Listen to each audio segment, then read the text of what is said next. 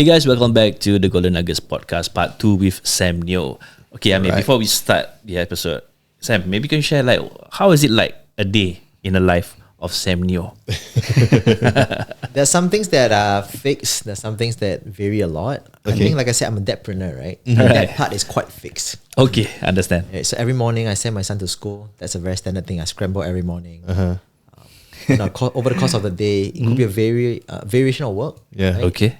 Ranging from clearing my emails, proposals, meeting clients, delivering workshops, doing consultancy, mentorship. It can be a wide range of stuff, Right. but it's pretty intense. But what I usually do as well is I try to slip in a bit of time to take naps sometimes. Nap Oh, in okay. between days. Yeah, because I feel that it's important for a founder, at least for a CEO, right, to have proper head space. So it's not so much. I think there's a lot of advocacy around hustle culture. Right? I think hustling, working hard, having that grit is important, but taking breaks is equally important. Right? Wow, You need yeah. to have that clear head, that good mental and physical health, right, to perform at a high level. So even athletes, I mean, I'm a big Kobe Bryant fan, right? The late Kobe Bryant. He wakes up at 4 a.m., 5 a.m. Yeah. to work out. Yeah. But they also sleep in naps, short power naps, to make sure that they can be energized to work long hours and stuff. So I work pretty long hours, right? And Okay. as an entrepreneur, we know that you're 24/7 on. Yep. Even though you're not sitting in front of a computer or in front of a phone, which is challenging. But it's also important to kind of take time to rest, which I try to use my office hours to rest a little bit so that I can spend more time with my kid. It doesn't compromise my time with my family, my kid. Yeah. So usually the start of the day, end of the day, where I shower him, take care of Fix him, lah, feed all him. those. It's quite fixed. It's quite fixed. But in between it varies, and I try to plan around that schedule, which means that typically my meetings don't happen until 10 a.m. onwards. Okay. I usually cut off my day by 5:30 latest. Okay. Usually, so that's quite clear in my team. No more 6 hours. Yeah, of course there'll be ad hoc times where I have events after office hours and stuff. Yeah. That's where you got to mobilize your family and Yeah, stuff to yeah. help a little bit. But I try to minimize it. Okay. So that's a typical day in my life, I guess. And of course, over the course of the day, sometimes these days increasingly, I try to record more videos. Because I think video content creation is very important. Yeah. And as I have some inspiration, I'll just record a little bit to a bit like a vlog, right? A day in my life to just capture some quick thoughts. Because I feel that it's a very important medium these days Yeah. to engage with your audience, to get them to feel your vibe, to feel your presence, and to remind them you're there. Nice. Some things that I do, I guess. Yeah. And working out is something that I try to do 3 to 5 times a week, just at home. Gym? Not really. So I do calisthenics. Calisthenics, Okay. Work out a little bit because I don't have a lot of time. Yeah. So Yeah, 15 to half understand. 15 minutes, half an hour. That's Quick usually one, what I yeah. focus Chop, chop. on. Yeah. So naps, workout. I try to balance a little bit. So yeah. Wow. Okay. I think Nazrin's schedule is also like that, right? Yeah, more or less, but I'm trying to put a nap in between as well because when I go into my zone, it's hard to take naps. Yeah, Yeah. even 10-minute naps also. I mean, I try. Yeah. That's why I even subscribe to this this app. Really reminds me of like, please take a break. Yeah. Please have a drink. Please have a nap. So yeah, I don't know. Hope that helps lah. I guess it's about being intentional. Yeah. Right? And one thing that I've learned from a friend as well or mentor as well is it's about energy management. Okay. So consistency doesn't mean you do the same thing at a high level every day. It's not possible. Yeah. Right? There are moments Yeah. where you feel very low, very down. You're just totally not inspired. Yeah. You'll be in front of a computer for 2 hours, but nothing really moves, right? So why Yeah. waste your time? Yeah. Just take a break. Take a break.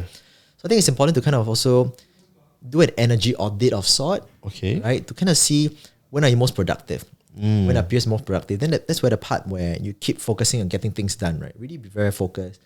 Turn your phone off. Just put yourself in a room, for example. Yeah. If you know there are periods of time where you just feel energy is very low, you're just not productive, take some time to just relax, unwind. Because regardless how much you put in, you can't do anything anyway. Yeah. Yep. Right? And maybe reconnect with yourself. I think reconnecting with yourself, having a bit of me time. I think me time is getting more challenging when you have kids. Yes. Yeah. Right? But I think it's important to find some me time. It's difficult for me to find me time after office hours actually. Yeah. Correct. Yeah. But during office hours, I try to squeeze in a little bit, which is why increasingly I realize as a leader, it's important to set up structure, set up processes, and have good leaders below you, Yeah. right? Because that's where you can delegate. And these days I don't do that much, the operational administrative work anymore. I give direction, I trust them to do the work. We come and regroup, I do a quick approval, feedback. That's about it, which gives me more breathing space. Yeah. Because what I've learned from top-notch leaders like Jeff Bezos, for example, he said that a lot of people think that as you get higher and higher in the corporate ladder or as an entrepreneur, for example, you're paid more, obviously. Right? And people assume that, when you're paid more, you need to do more work. But the point is, your job is not to do more in terms of operational work.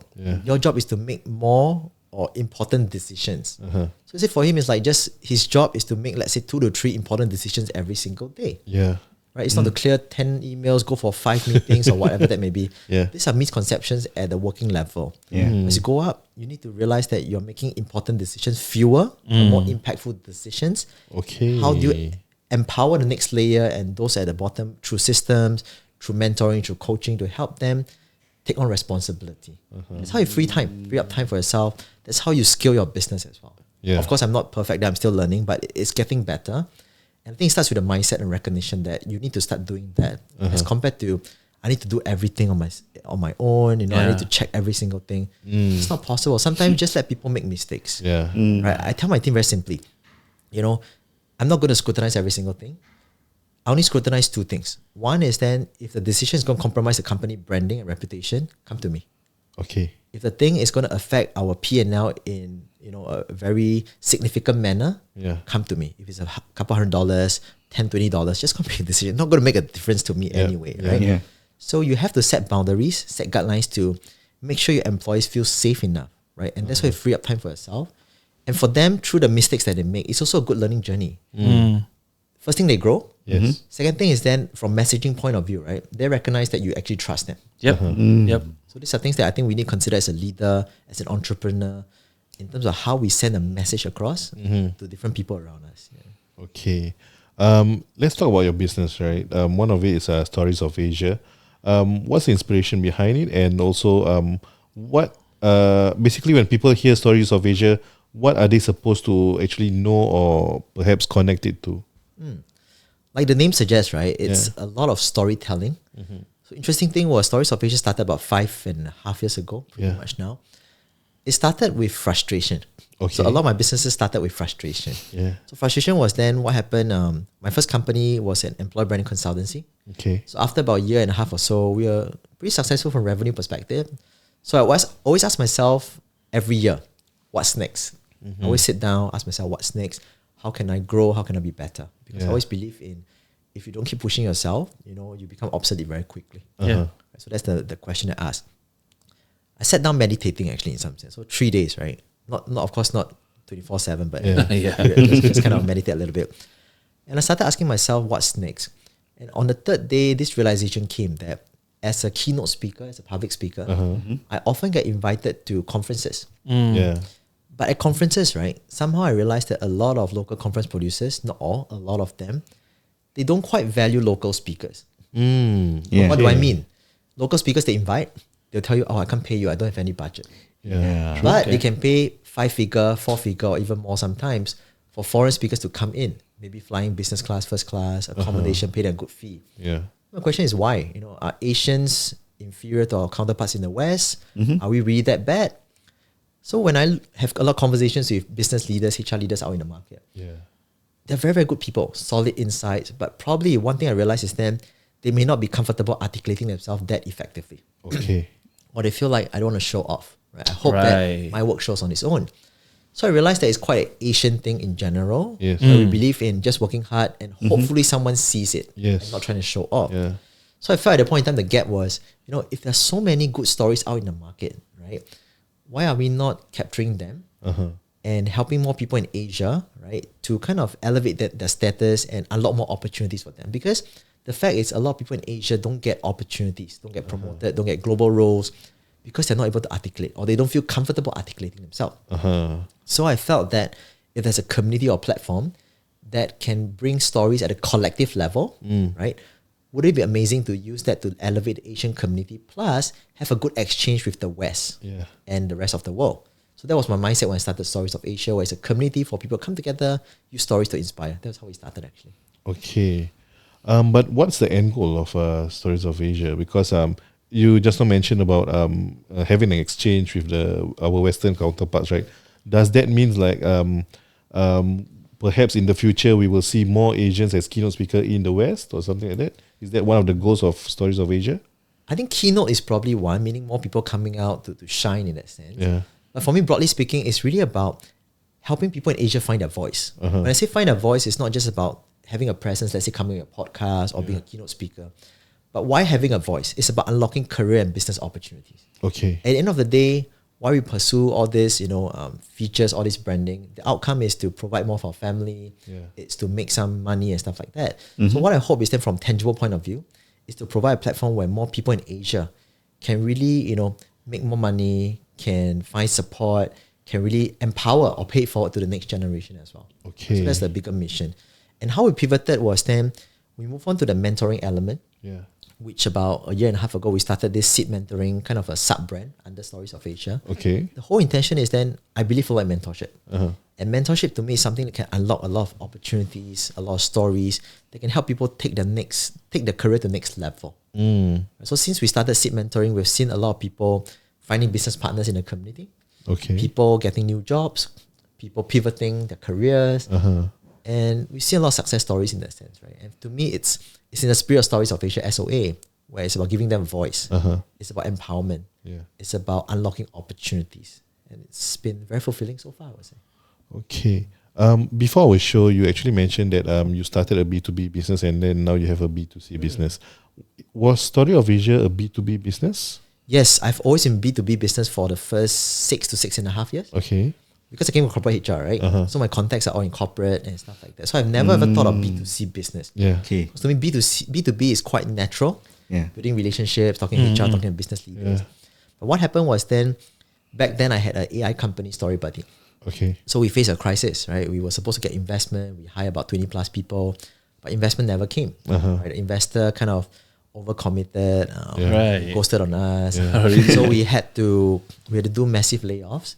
And actually, prior to the layoffs itself, I tried to hold the company together by putting a lot of savings into it. Okay. In fact, back then we burned about $500,000 investor money plus over 200,000 of my personal savings. So about $750,000 gone just overnight, almost overnight in that sense, right? Yeah. And then we finally decided that, enough is enough, no choice, we got to cut headcount and stuff like Yeah. that. So because of that, we realized that cash flow was very tight. Because back then we listened to investor that we should just create awareness, we should do all the roadshow. We spent a lot of money on that. But we were not really focusing on making the business grow. And the mistake I made was my thriving business was my consulting and training business. Yeah. But because of this AI business, I put all my attention there. I decided to neglect that money-making part. Okay. So the point in time, what happened was branding, everything was growing. We were having more users, but revenue was very, very low. So I was barely paying myself and stuff like that. And when this failed investment happened, we were in deep shit, right? Basically, you have to feed people. I remember back then I was probably the next month we had payroll about 50,000 or so, but the bank account was only $3,000 left. It was huge stress. What happened? So then we had to see how we can quickly bring some quick money. We had to sell stuff. So I sold things like my insurance products. I sold things like my shares. I even sold my car back then. Right? So a lot of things, personal sacrifices. I put in a lot of money because I was putting my money every single month for the last few months. Because I think I remember back then, my birthday was in August. The money was supposed to come in August. Supposed to be birthday celebration, right? Very nice. Never came. And the investor said, hang in there, one more, man. Just one more month. One more month became 2 months, 3 months. So every single month, we're pumping money on my own. But why were the investors saying that? Why must wait 1 more month, 2 more They're months? saying that, maybe we need time internally to get the money in and stuff like that. So they want to see a clear revenue stream. Not exactly. first. They're saying like there's some internal process they have to clear and stuff like that. A lot of different excuses. Okay. Right? So then we bought in, we just blindly trusted. There wasn't even a letter of intent or LOI. So back then, this was a mistake that I learned that you must always get all the proper documentation. Black and white, term sheet. It was my very first time, so I wasn't familiar, right? So just waited, trusted, put in my money, hoping that I can get it back eventually, and things like that. Never happened. So whatever I made in the first few years, which was very, very solid, I was very comfortable, pretty much go to zero, almost went to zero. Wow. And that triggered my thought that, I probably want to move in the B2C side to bring in quick cash to just make sure that we can pay our payroll. That was the mindset and that was the trigger. And thankfully, that move worked out very, very well. Wow. So that move, which we started a personal brand business. So I started doing one-on-one mentorship for entrepreneurs, corporate leaders, which is still thriving now. And I realized demand was getting higher and higher. So we kept increasing the price. And then we started doing for mass, which is like a boot camp, kind of online programs and stuff like that. So that's kind of saved my entrepreneurship journey. I was on the verge of thinking, should I go back to corporate already? Yeah. Oh, really? It was very challenging. Because you realize that you're putting so much money, you know, and compromising your mental health. Yeah. I wasn't even myself, I felt at a point in time. I was like, in a way, getting very frustrated. Even at home, I was like being very, you know, kind of angsty and stuff like that. So I realized something is really wrong. I assume you get agitated quite easily at the point of time. Very easily, which was unlike me. I'm not saying I'm very patient. I'm not the most patient person, but I believe a lot in professionalism. So throughout my corporate career, early days of entrepreneurship, it's always very professional, right? I don't show my emotions. But through that journey itself, that part where I was doing my AI business, I became very angsty and things like that, and I was just losing myself. I was also falling sick very often. I also realized my hair was dropping. So I was very, oh my gosh, no, I don't look as good as I used to. So time to wake up, guys, before I become bald, right? So okay, let's wake up. Then I realized that, okay, I needed to do something. And B2C was kind of a last ditch effort, I felt. And I'm very, very thankful that worked out. And now it's a core part of my business. Wow. So I'm very thankful. Did you cry to that extent? Just want to know. Yeah, I mean, at times, you know, and does it affect like your relationship with your wife? And it did. So at some point, it was pretty, you know, tense and stuff like that. But I think what really changed was then we had an open conversation. I think it's really tough, as you know, we know men it's difficult for us to open up. Even with friends, we don't talk about problems. Talk about everything but our problems. Ego, is it? We have that in ego. a way, or we are brought up in a way where we shouldn't be talking about it. Yeah. And it keep panning out, very difficult. So I had a very open conversation with my wife. You know, we kind of had a chat. And I finally shared her my problem. She thought everything was okay. It's like, why are you so angsty when things are okay and stuff like that, you know? And that conversation really helped. I think that was also one of the turning point where it opened me up. It made me realize that it's okay to be vulnerable, even with my family, and to share some of these things. I mean, to me, when I look back now, obviously at the point that it was difficult to share. But now sharing, I think, is important because people out there will probably face the same situation. And I just want them to know that it's okay, you know, to find a support system, to open up to your family, to people that you trust, which is why to me mentorship matters. Having a support community matters. That's why I invest so much in building communities, right? Because I know that in good and bad times, I have them rooting for me, different shapes and form. And that gives me a lot of power, actually. How do you determine red flags when looking out for investors? I think first and foremost, the vibe check is important. Vibe Meaning check, don't just going man. for the money, right? I think a lot of times we look at, this investors from a big VC firm, for example, or a big family office. Take. Yeah, then it's like the money looks good. But do your values align? Right? Because when I speak to a lot of fellow entrepreneurs, one thing that we talk about is the vibe check, the values alignment.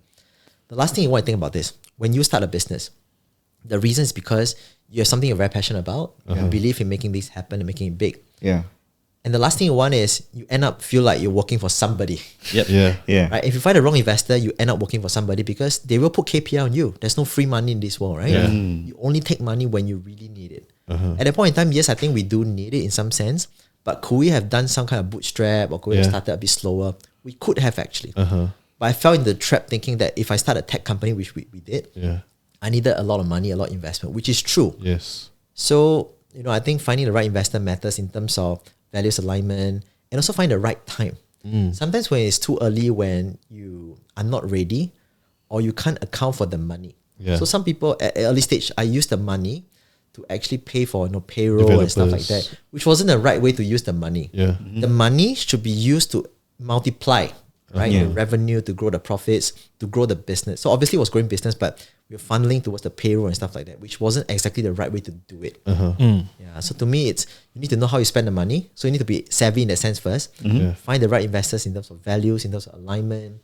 All these are things that are very important. So you rather take it a bit slower than rush into it, because once you're the wrong people in your ecosystem, whether investor, whether employee, That's it. It's tough to exit them sometimes. True. And one toxic person, whether it's investor or not, it's going to take a lot of effort, right, to kind of manage as compared Remove to them. It's painful. It's very painful. But it's very hard to remove them. Tell me about it. Because I personally have managed with a few shareholders. I have buy over 2 of them already. So left one more. So we did in line. So that's the part which I feel a bit hard. And it takes close to 4 years just to remove this person. So how recent was this? AI 3 years ago, business? probably. 3 years 3 ago. years ago. After COVID. How long It was did during COVID, actually.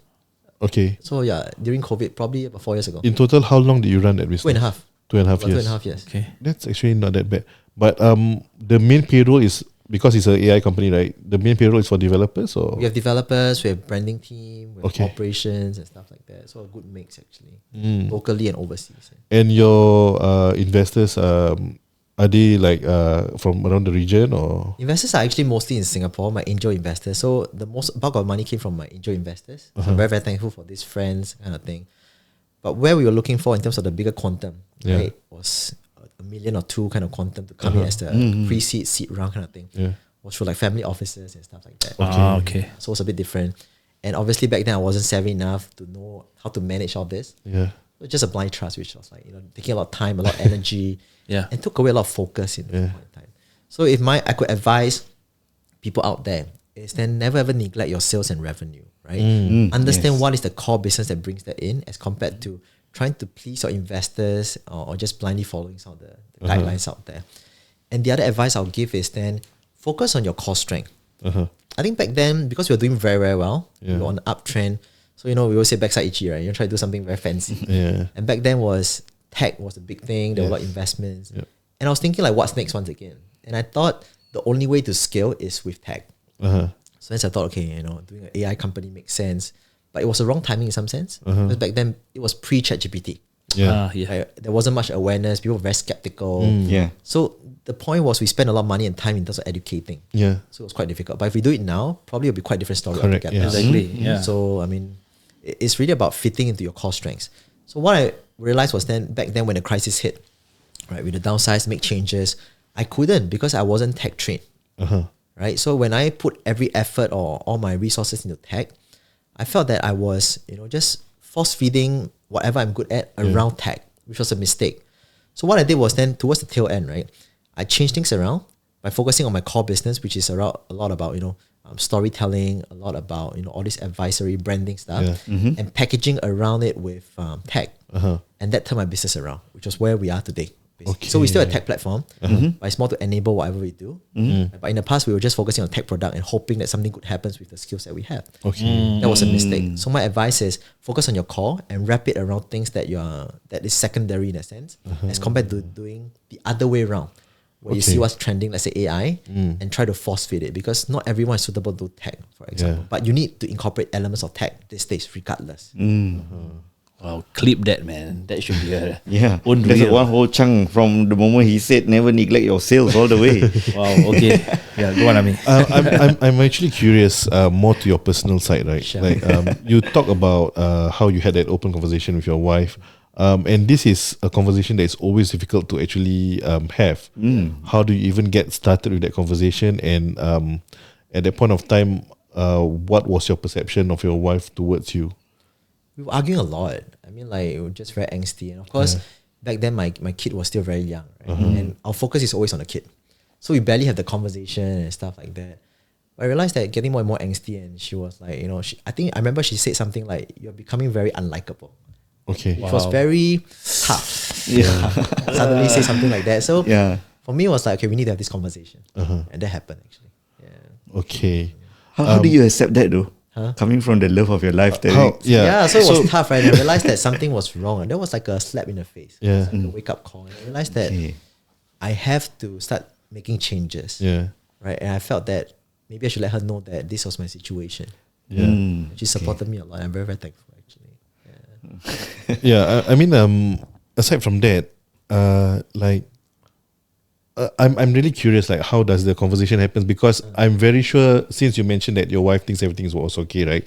I believe she's not in business. No. And she also don't know what happens in your business. Yep. So how do you actually convey that message? Because that will be a lot for her to actually be caught up with.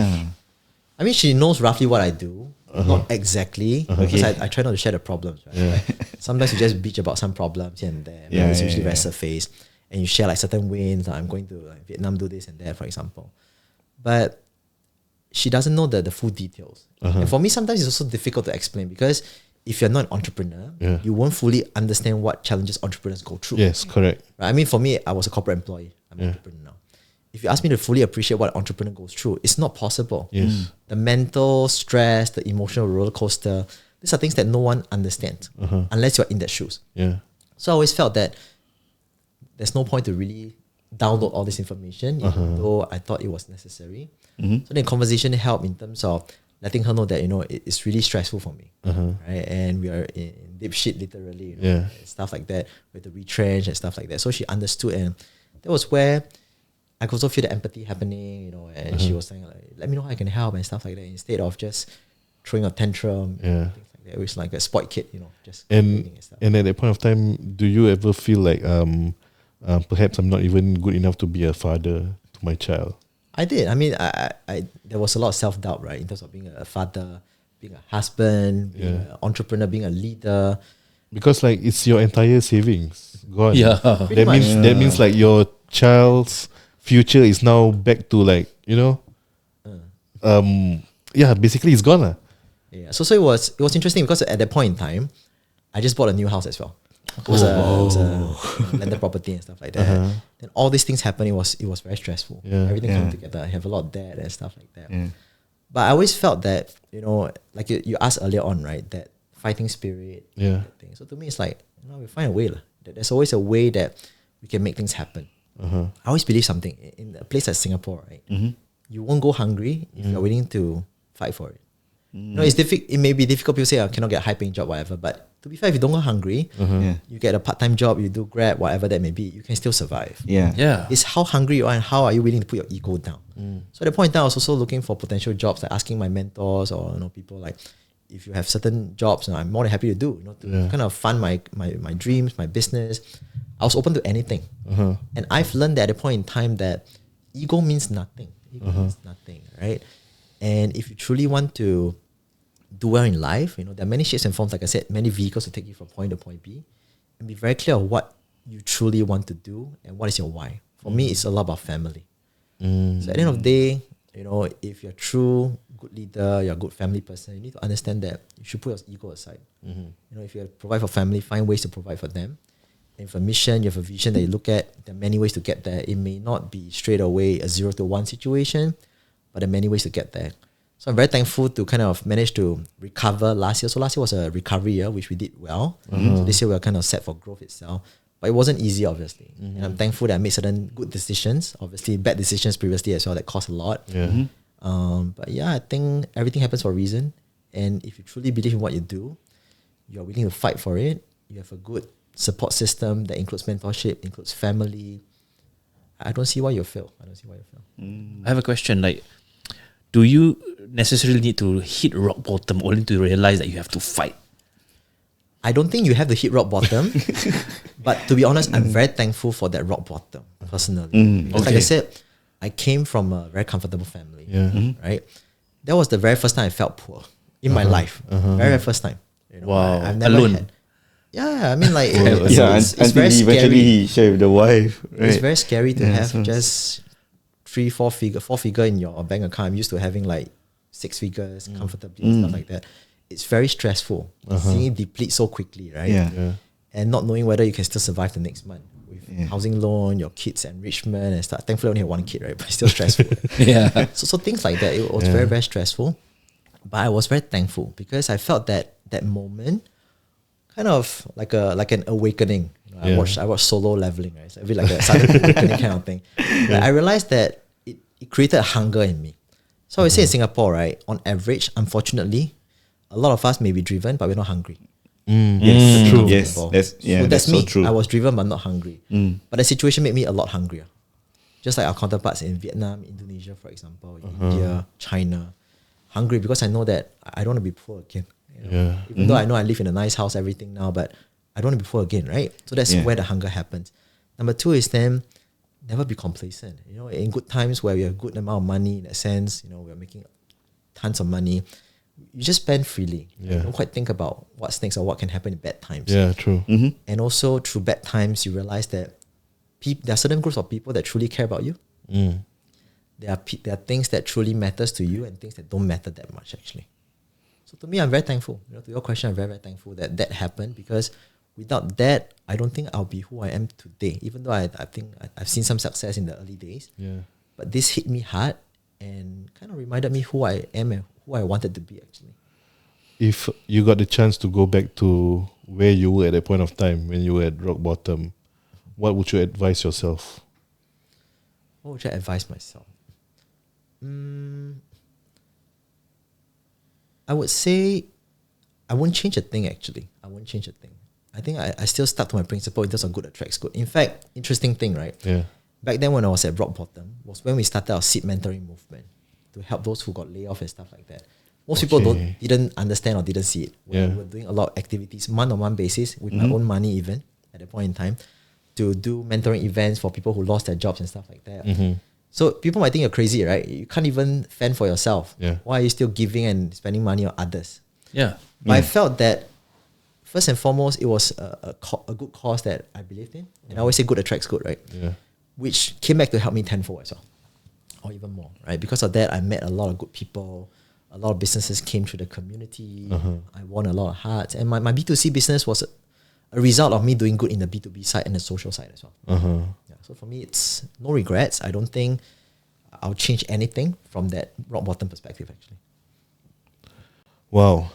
Thank you for sharing, especially your journey, especially how you got through rock bottom, because I think it's something not a lot of people share. Yeah. And it's always something that we want to invoke from our guests, because that is the thing that our listeners need to anticipate and perhaps also get wisdom from, so that they can actually propel their business or their next venture faster. Yeah, and on a much more steeper trajectory. I think it's important for aspiring entrepreneurs to really recognize something, right? That it's going to be ups and downs, no matter what, right? There won't be a bed of roses. Like we started well, we had a peak pretty quickly, then we suddenly came rock bottom, then now we're rebounding in that sense. In good times, it's important to be prudent. I think the problem with people when they think about, good times is then, I can spend freely, I can invest in everything I want, or I can just spend on whatever I like. Right? Yeah. But you never know when the bad time can come and how fast it can come. Yeah. For us, it came very quickly. And Yeah, that's true. right. So we cannot use a employee mindset to run a business. Employee mindset meaning every month, good or bad, standard, Still get. you just come in, right? Yeah. But as an entrepreneur, yes, the upside is great. So people want to do business. Upside is great. But the downside is equally risky as well. And the bigger the risk, the bigger the return. Smaller risk, smaller return. It's a rule of nature, basically. Yeah. So importantly to remember that it's going to up and down. Good times, save your harvest for the winter. In bad times, know that you can use it as a chance to kind of rebuild, to enhance yourself, and really look at where you're going, because it's a signal that certain things are not going well as well, and maybe it's time for a change. Yeah. You have hit rock bottom before. If, let's say, right now, you have nothing else, only $88 in your bank account, how would you get back on track, or perhaps grow that $88 into something that you perhaps dream of? It feels like I should say buy Toto or something. I would still count on what I have built in terms of my brand and my community, right? So I think the good thing is that I built up a very solid community and brand, personal brand. So if just $88, I'll spend this $88 meeting the right people for coffee. Okay. Right? On transport lah. Transport, or even just buying coffee. Yeah. Just to kind of, seed the idea of what I'm trying to do, what I need from them. So I always believe in good attracts good. And a subset of it is 3 gifts and 1 take. You give, then you take. So over time, I've been giving a lot, right? And when I need to ask for something, it's not so difficult actually. Yeah. So in fact, my investors, people that I did a lot of favor for and stuff like that. People that joined my community, my first few buyers were people that I did a lot of good with. So it's not difficult to ask when you need. And for me, in fact, the challenge was for me to ask. I've been always giving until I realized that, okay, now I built like a gold mine, right? It's now time to unlock. Right? So that's where I am at this moment. Unlocking a lot of all these favors and stuff like that, which really help. But the point is, never stop giving. So if I've just $80, I'll spend it on that. Just keep doing good, keep seeding more opportunities. Of course, leveraging on social media, which is free basically. And get started from there again, because I've already built up something that's very powerful. I'm not starting from zero. I'm starting from a certain level that I built up already. Nice. Wow. Great. A lot of nuggets that we unpack. I hope Yeah. you guys can learn a little bit or two or more with Sam's sharing today. Yeah. So where can people find you, Sam? Yes. I'm mostly active on LinkedIn and TikTok. right? So go on LinkedIn, you search Sam, SAMNEO. I should be pretty much the first one over there. TikTok, still pretty new. You can search I am Sam Neo. That's my account number. Still starting quite recently, but follow me there. And also we have a lot of mentoring events if you're based in Singapore, seed mentoring events. So drop by. Yeah, look forward to meeting some of you guys out there in person as well. Okay. Nazrin, what do you like most about today's sharing? I like the part where, of course, it's okay to be vulnerable. Yes. Because that's the part that really strip off our ego, and we just need to go head on. Yeah. So with this drilling, I think we should wrap up the show. Yeah, definitely. But just before we end, I just want to share that I quite like a few things that you mentioned. I think it's a lot of good reminders for me as a business owner also. Like work-life balance, energy, being vulnerable and sharing with your wife. And I think one of the most important reminder that you actually shared with us is that as entrepreneurs, we are problem solvers.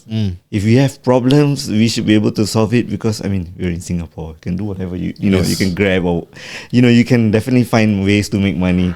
And with that being said, I would like to thank you, Sam, for being here. And to the listeners, we apologize for the drilling, but thank you for tuning in. See you guys in the next one. Thank you. Bye-bye.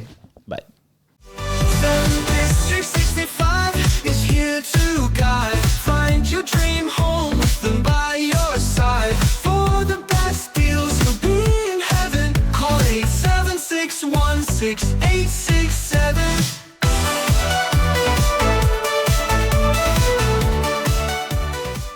Hey guys, welcome back to the Golden Nuggets podcast. This podcast is brought to you by the SellingDistrict 65. If you have any property matters, contact them at 8761-6867. Sorry, I'm a bit distracted, guys, because so many cats here. Yalah. Come, kucing. Okay. Mana dia? Ni dia. That is Thunder, our Maine Coon, our handsome baby boy. He's only 3 months old, but look at that size. He's 3 months is huge. He's a European Maine Coon, so he can. Imagine at full adult size. Mak Saleh kan? Okay. Your real estate question. Yes. So I mean, it's been a while since we catch up about your real estate journey. Yep.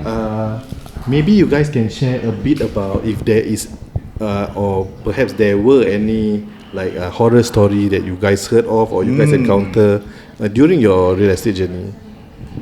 Any client's house scary or anything like that? Our reno? Renovation. For real estate, for my end, because that one is renovation, right? So in terms of selling and buying, I did once sold a very vacant but very rundown and super old flat. No lights, no water. Where exactly? Is it a studio flat? No. It's a forum. It's a forum flat. What is the name of the road? It's suddenly at the tip of my tongue. I just couldn't pronounce it. It's near Vivo City. Where is it? Teluk Belanga. Teluk Belanga Heights. Okay. Yeah. So High floor, low floor. it was middle floor. Okay. Actually, I didn't know that there were no lights lah. I just held keys to it, so I decided to do the viewing in 8 p.m. Oh, evening. Evening, because orang finish kerja kan. So So it's vacant and the owners are not there. no, it was a death case. I mean, Death case. Yeah, it's a death case. Your specialty, right? Yeah, my specialty. Okay. You know, the lights is like back then during the era of our great grandparents. Black round one with the. No, the switches are still the black one, the tak one, right? Serious ah? Yeah. Okay. Old school. Very old school, and then the paints are all peeled. So alone, right? So when you go in, then dah lah tak ada lampu, and then I had to do the viewing in phone torchlight. Like I say, I'm very sorry. Wow. Oh, serious? Yeah, and then imagine having to lock up. Well, at first you have to enter because I need to open the windows first to air the house, right? Yeah. So there's a huge tree right in front of the window, so that kind of very creepy macam macam that kind of So vibe. it's like lower floor ah? It's middle floor but corner unit. Very dim, no lights. Then you can hear like macam the dustbin. It's like so quiet. Serious? Like people throw rubbish also, you can hear sounds going down that kind. So you can hear the rubbish going down. Yeah, I the heard. chute. And then that kind of like old flat smell that hasn't been aired in a long time. Yeah, but Alhamdulillah managed to sell the flat. Oh, the people still buy. Lucky me, yes. It took a long time. How many room? How long? Flats can be sold, okay? But they don't know that's Correct death case. buyer. Yeah, correct buyer. Yeah, you find the right buyer, those who wants to renovate within the correct amount, their budget, right? Okay, they'll Was it sweet a you. Malay client that bought the house? It was a mixed marriage couple, Malay Chinese. Okay lah. They don't believe in But any. I was surprised that they love the vintage idea of it with that switches and all. Yeah. So they Maybe maintain. maybe they really have a certain concept in mind. Yeah, already. perhaps they did. So if you all have any spooky house that you need to sell, I didn't, you know where to go. think that it was like, there's ghosts or what there. It's just the aura, the feeling. it's very spooky. That is. It's spooky feeling because there were no lights, right? And then there are other times when I had to do viewings with others. Then you have to wait. Then you want to wait inside. Tak syok. So I sit at the steps lah. Sit at the step, but behind is dark. We just look out. Okay. You know that feeling like macam just yeah. don't jangan pandang belakang. Right. And then in renovation wise, we had a client. That one, my memory not so clear lah. Maybe Darla can. Okay, come on, Darla. Yeah. Okay, it's Gaby actually saw. Yeah, actually Saw something. I didn't see anything, but so I went to my client's place for renovation in Boon Lay. Okay. So first thing first, it's the Boon Lay that's all the way to the end. So The the ghetto block, area. Older houses. yeah, Okay. and it's huge. Yeah, smell of coffee ke chocolate lah that area. For the west side people, right, they say it's normal, it's common to have that smell, the coffee smell. Yeah, because of the factory. Okay. But we can't remember whether it's chocolate or coffee lah. Either one of it lah. Does it smell like biscuit? Not biscuit. It really is. It smells like coffee beans or chocolate or some cocoa lah. Smells something like that lah. In the west, there is Kongguan factory. So I don't know whether it comes the from biscuit. there. Maybe. Yeah. Not sure. Got a lot lah. I think Cadbury is also there. Around there, lah. Perhaps, The Vicom area there. So when we went to this Boon Lay unit, client said that I'm not going to mention any race or whatever. Mention only. Yeah. But our client said, can only come at night. So I think Why? we arrived. I don't know. So we only arrived to do the measurements and all that about 10 plus, almost 11 p.m. Okay. Wow, so Okay. late. Yeah, very late. So But there's light and all lah. no. Huh? No. It's in the dark. Yes. They never pay bill lah. But From our phone. functioning. Most of it was pitch dark. Yeah. Why is that the case? Like they never activate the SP. I think they didn't activate the SP. If okay. they Oh, they just just moved moved in. in. So there was Haven't moved in lah, meaning just collect keys lah. Yeah. Okay. So Okay. this client gave us a hard time as well. Okay. So the child, okay, and the parent, the child is okay. Okay, brought us to the house, just sat one corner and said, okay, you do your thing. So took a video and I'm like, I say how to take a video because it's so dark and the house is huge. It's those EA type of flats. Yeah. And then there's nothing. It's so dark. Wherever we walk, we feel like someone's watching us. Wow. But I'm not the kind that is Easily spooked out. Yeah, easily spooked out. I usually think like no lah, nothing lah. It's the noise from above or it's the noise from the street. I'm just imagining things. But I didn't see anything per se. But my one of my worker went over to do some works to the ceiling. Okay. So cut the ceiling and move the ceiling, brought down. It was a set of Yellow cloth. black magic things. Really? Oh, serious? Yeah. Oh, what kind? It's hidden. In the ceiling. Yeah. So. Okay, black magic. A lot of races black also. magic. Which race? Black Cannot magic? say. Okay. Are we trying to fish? So Wow. we found like a platter of. But that's probably from the previous owner, right? I don't know, but then Because it's when we saw the parent, he looked like he Knew it? played black magic. He looked like he played black magic. Remember? He's the one who hide the pin. Hide the pain. Okay, so Never take picture. Huh? Never take picture. Or is it because it's dark? We took lots of pictures. So we took one in the bathroom, the master bathroom. So I saw this like white figure in the mirror area, but I don't want to trust myself, so I showed to both White of figure? them. Okay, it's the shape of it. So I gatal tangan, go and try to zoom. So the shape of it is more precise. So I showed to kakak. What was this actually? Maybe it's dirt lah on the mirror or something. Then kakak, I don't know lah. Maybe she just wanna like nothing lah. Don't scare this girl off. She just said, oh no, this just maybe dirt or some paint just splashed on the mirror. How come like suddenly? So suspicious. It's okay. So our Bangladeshi worker was spooked out. Okay, when he found the items and then he told us, sister, this one is black magic. Oh, they know. They know. Then they say this is no good. Then I said I really don't know if it's the current owner or the previous owner. I don't know if it's but you mentioned it's what inside the cornice, is it? Yeah, it's inside. When so you there was a scrape up- cut. There was like, you know, that square cut. Yeah. Usually At it's the for corner. plumbing or like Yep. electrical. So they tried to move to do painting, to touch up. When they moved, it was heavy, so they thought it's stuck. But when they move it aside, they found a platter with with all the Maybe it's from previous yellow owner lah. cloth. Maybe. Maybe, We don't but know. the parent that came after that gave us a lot of trouble. This is the bigger nightmare. So he paid for That thing's not so painting. much, Yeah, he paid for painting. When he come, he wear all these talisman, I would say, all over his arm. As in who, your painter or? No, the client's parent. Okay, The so I client only met parent. The child is fine, like normal lah.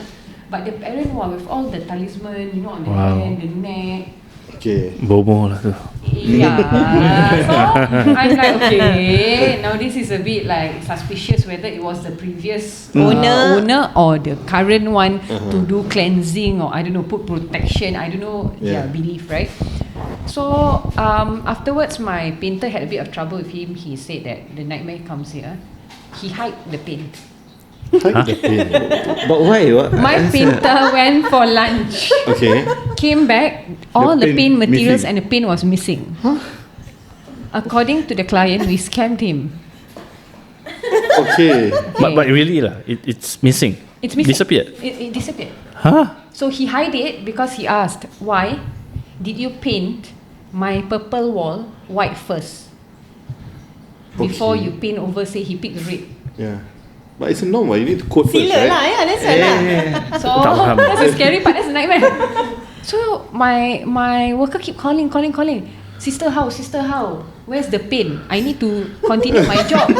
Then I say, I don't know where's the paint. But they brought in or not in the first place? He hide it at the staircase area. He said, don't continue because you charge high because you want to paint my walls white first. So the understanding is. So you have to seal your wall first in order to Itchy. paint, if not you bleed. So that's a nightmare lah, the scary part. But my painter wanted to finish so quick because I think he is aware that the house is a bit creepy. And then when he says, sister, I rather come back the next day in the day over doing it overnight. Because initially he said, never mind, I finish one whole day. With the approval usually of our clients, right? They say, oh, okay, you can paint until 2-3 in the morning, up to you. But our painter said, no, I'm not going to stay past 7 p.m. I am going to leave because the house feels creepy and then the owner is also creepy. Both creepy, Yeah, so apparently he stood there for like 9 hours. He was just sitting down with a cigarette and just staring at them, doing work. Kau stress ya. Yeah, that's why. Is that what micromanage? Yeah. But he was just Like nothing else to didn't do. talk. Oh, he didn't talk. He's just looking. Just looking only. Yes, and so the painters got freaked out. They were like, sister, he keep looking, sister. And plus, he already found those things, right? Yeah, so yeah, he yeah. spooked out. Yeah. Possess this cat. Maybe lah. Must be talisman. Yeah, before we end, right, I want to ask you. I've been itching to ask you from just now. You still got the picture? No, because I changed my phone. And Alamak. Yeah. Because she takut. Yeah. Actually, That's why I all sent to our them. spooky pictures Yeah, deleted. deleted. Both of them like to keep, but for Keep me, lah. I would just. No, but somehow our past experience spooky pictures, it kind of Horn you back. disappeared on its own. Somehow Disappeared on its disappeared. own? Yeah, right. Maybe I'm the one who deleted it. Maybe lah she delete. She's the ghost. She's the ghost. Right. Okay. Okay, with that, we wrap up this episode. This is Talk Set, and we'll see you in the next one. Bye-bye. Bye.